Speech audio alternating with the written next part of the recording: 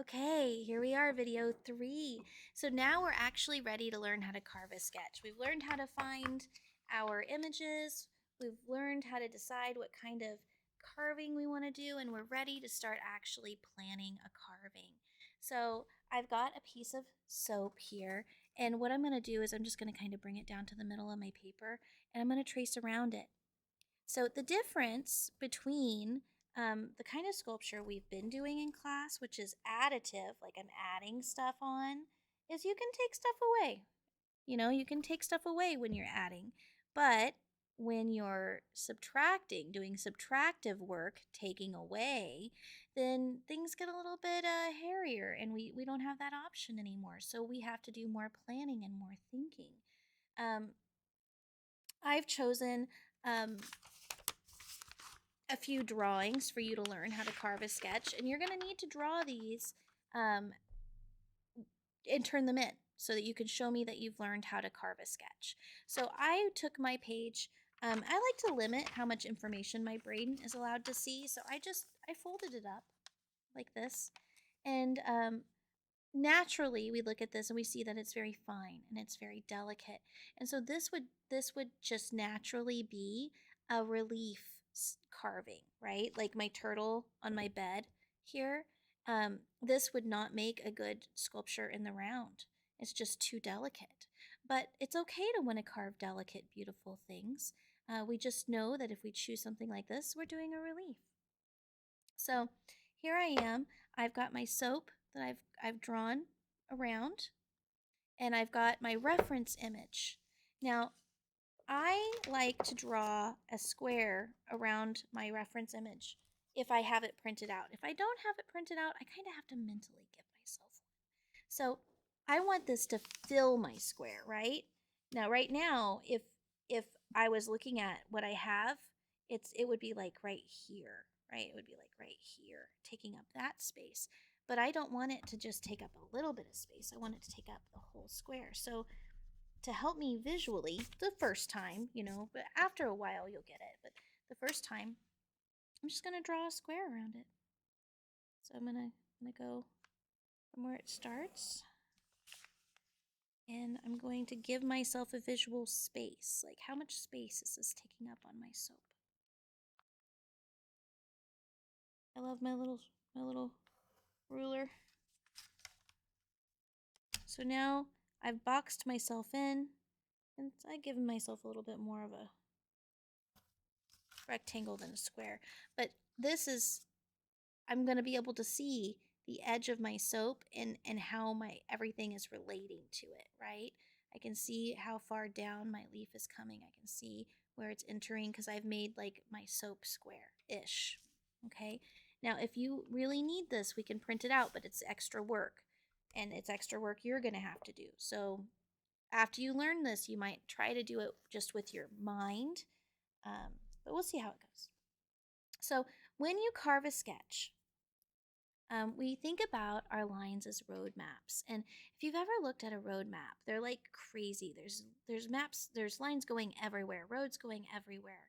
And it looks like a bunch of trash until you realize that all of those roads lead somewhere. They just might not be where you need to go. They're still valuable. And we don't know if our lines are valuable until we get them on the paper. So let's learn how to hold our pencil properly to be a sketching artist. So first of all, you got to have your pencil topper. It's super important because of that nice tight angle that you can erase at. And then I hold my pencil way back here. Any artist that knows how to sketch, they hold their pencil back here. Okay? And you can rest your hand on your paper while you're sketching, and you flip your fingers up and down. Like you're not really you're not this is not how you draw. This is how you draw. This is how a person sketches. And you're not using the tip of the pencil, you're using the edge, this bottom edge. And if it gets a little flat, you just rotate your pencil and you got another sharp edge. So when we're sketching, it's okay if we have some bad lines. It's okay if everything doesn't look perfect. It's good because sometimes the lines that we think aren't good turn out to be the best. So I'm putting my reference image up here. Let's see if I can adjust here. There we go. I got my reference image here, and I'm looking at this. You see this line, line that's stronger than all the other lines? That's our line of action. Now, not everything's going to have a strong line of action, but if it does, we always start with that. And we think about what is that similar to? Because the brain is a predictive engine. And if we can relate things to things that it's already good at drawing, like letters, then we're going to be in good shape. So I'm noticing that my line of action, my strongest line, it enters from the middle of the top. So I'm going to now you can get really serious or you can guesstimate. So if my soap bar is 3 inches across, then 1.5 inches is my middle, right? Half of 3 is 1.5. So I can find my middle or I can guesstimate my middle. They're both right. It's what are you comfortable with? And then I notice that my line doesn't come all the way down to the bottom, but it comes down like this far. So how far is that? Gosh. Oh, my sinks are talking in the background. I hope you can't hear them. So then it looks like my line needs to stop about here, right there. And it kind of looks like a backward J. So I'm going to hold my pencil back here. I'm going to use a whisper line, which is light, light, light, light. And I'm just going to give sweeping motions. I want to back up I want you to see, scoot everything over a little bit. I want you to see my hand. You see my hand here? I'm holding my pencil way back here. My hand is resting on the tabletop. And I am just using very gentle, sweeping lines. And I have lots of lines. And I want lots of lines because I want to pick the very best line. That's what I want. I want all these line options so I can choose. Now, this is okay, but I really kind of want it to swoop out more. I want more dynamic. So I'm going to just keep pushing that around. I'm just kind of scratching gently into the surface. And all right, I think that's pretty okay. So now I've got kind of the shape that I'm looking for. It's not quite perfect, but when I go in with my eraser and I carve my sketch in, then things are going to get a lot better a lot faster. So thinking that you have to draw everything just right the first time is going to make you a really bad artist. It's oh, and then never turning your paper. That'll make you a bad artist too. But we're going to go in and we're just going to erase all those extra lines that aren't helping. They're not helping our drawing be good. And I am always turning my paper. So these lines that cut in too much on the side here, I'm erasing those too. Just gonna erase them. All right, and I'm thinking about, I don't like how it bowed out there. I'm gonna erase those extra lines. I don't like these ones.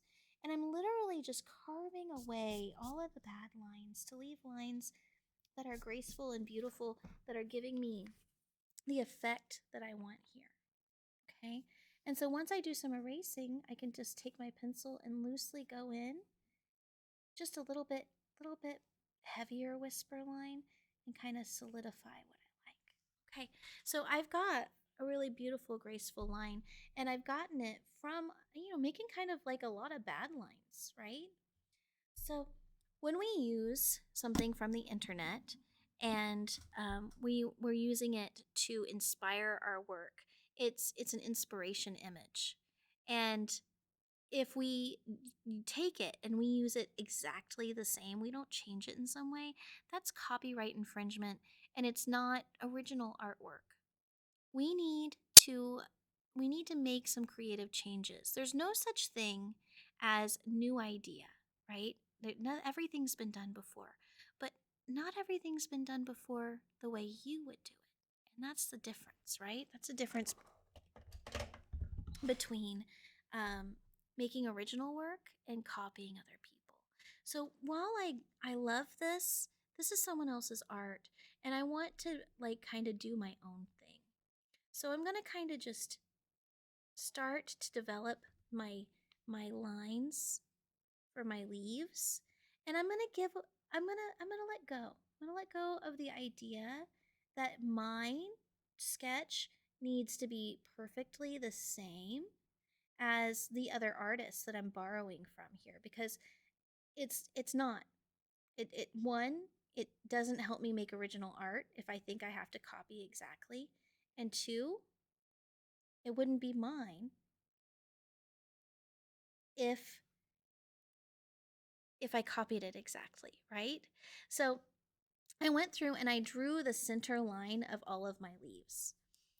So I kind of have some direction. Now, nothing's in stone. I can change whatever I want. I did add just the same amount of leaves as they had. If you feel like that's too close to copying, you can change it up. Now, let's talk about these leaf shapes. These leaf shapes are they're like ovals, right? They're like an oval, and then it's like somebody went in and they added a triangle over the top on the edge. And you take then you take your eraser and you erase that inner edge of the oval, and all of a sudden you've got this really beautiful leaf shape, right? So our brains need us to break things down into really simple shapes so that we can then convert them into more complex shapes. So I'm going to go in and I'm going to just draw a really soft oval. You see how I'm holding my pencil way back here, away from the pencil lead. I'm using the edge. And anytime I need to, I turn my paper, right? So I'm creating this oval shape, and then I'm gonna just take and make a triangle to finish that oval, and then I make a little triangle down here. And then I can go in, you can do each one as you go, or you can erase when you're working. I erase those lines that connect my oval to my triangle, and I've got this really beautiful flowing leaf. So I'm gonna just keep going here. I'm gonna make another oval here. Just draw an oval over the middle of that, right? And then I'm gonna bring my oval into a triangle. It might be a curved triangle. That's okay if it's curved. And I'm gonna give it a triangle here at this end also. And then, like before, I go in and I erase those edges of my oval so that it goes from two shapes to one shape. I can add that center line of the leaf. And I'm just going to keep going in, right? Now this leaf's kind of complicated. The artist who drew it, they have it flipping. And so if your brain can understand that, then that's great. If your brain can't, your leaf doesn't have to flip in the end. Now, this leaf goes in front of the stem here. You see that? And because it's in front, all I have to do is erase my old whisper lines that are behind the leaf, and all of a sudden my leaf pops up and it's in front. It's in front of my stem, right? So that's how we get it in front.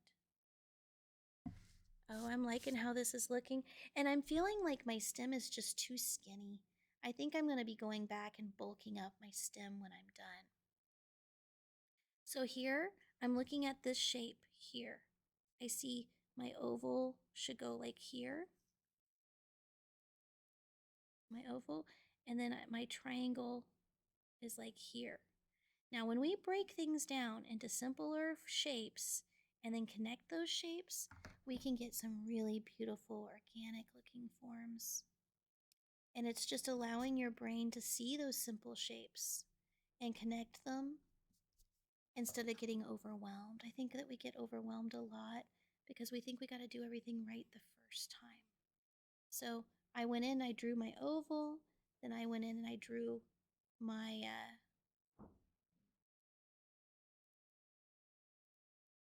my triangles on the end. And I don't know, I feel like that leaf might be a little big. I might want to redo him, but I'll come back. So now I'm going to do another one. Sometimes I don't need to do an oval in the triangle. Sometimes I can just draw the leaf form. If you can, great. If you can't, okay, that's okay too, right? And then this one, I'm gonna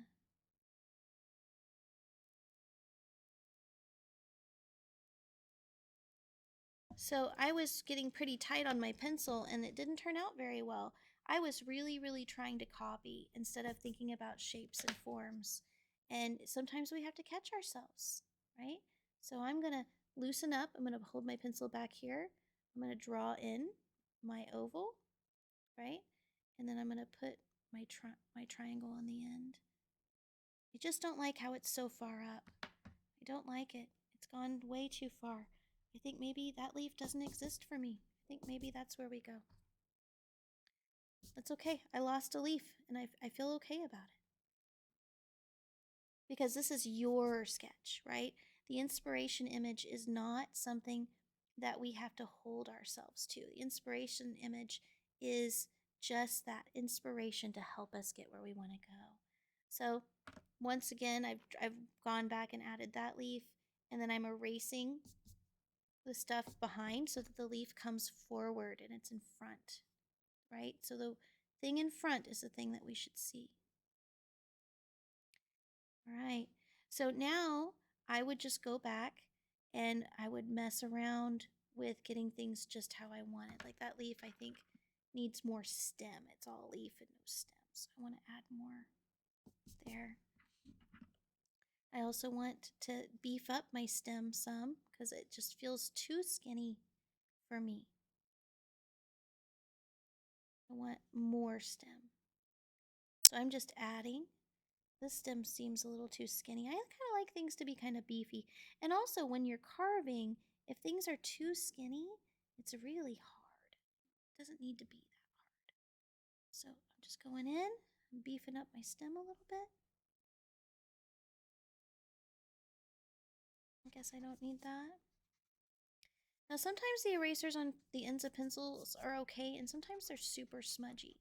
Now they had a leaf right here, and I've decided that I want to take it out. I've also don't like the way that this leaf is curving out. I want it to curve in, so I'm going to take that out. I'm going to try again. So really working on the composition, figuring out how you want it to look, and understanding that that might look different from your inspiration image. That's all just part of being an artist and being creative, and that's okay. Oh yeah, I'm feeling really good about this. I really like this leaf. I feel like I've got a little bit of work to do on this one, but what I have created is something that has beautiful organic movement. That's not a photocopy, right? It's definitely got my own style to it. And I've used my eraser to help create something that I feel really good about. So you just keep going in and making those changes. And it will eventually turn into something that you want. This leaf up here is just giving me the hardest time. I think maybe it needs a twist, and it might take me a few tries to figure out how to twist it right. And that's okay. It's all right. I'm up for the challenge. And you should be too. Enjoy it. Use those bad lines as roadmaps to good lines and give yourself a chance to really create something beautiful and interesting. All right. So I have finished my version, which you can see is different, right? It's different. And I would just keep pushing this sketch until I get it just how I want it so that I get to carve something that I feel is beautiful.